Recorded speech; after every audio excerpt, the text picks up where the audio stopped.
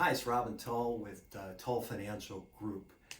We had a lot of good responses to the answers we gave to some questions last week, so we thought we'd follow up with a couple more.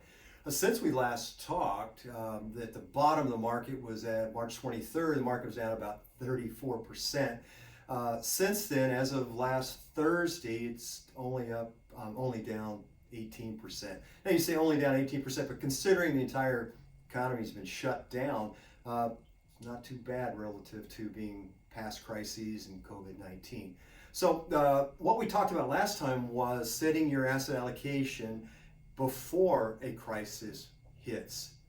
Uh, and why that is because you don't want to get the emotional side of selling and then knowing when to buy back in, because nobody really has that crystal ball.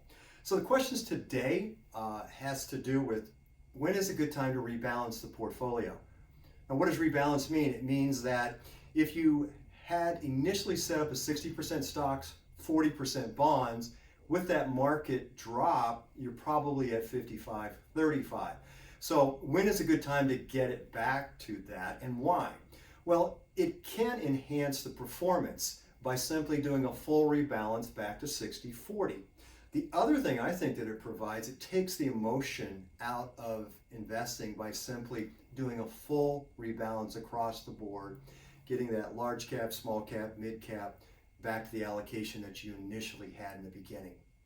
The second question that we got had to do with, do we buy passive funds, index funds, or active funds? The difference is, a passive fund is a basket of stocks, say the S&P 500, versus an active fund is one that's managed by an individual manager. Which is better? Of course, the index funds are much, much cheaper, and they perform very well over the last 5 years. What we see is, in the large cap area, generally index funds are the best way to go. But when you get into internationals and maybe emerging markets, or even some other type of mid-cap stocks, you might look at adding an active manager for the portfolio in order to enhance returns.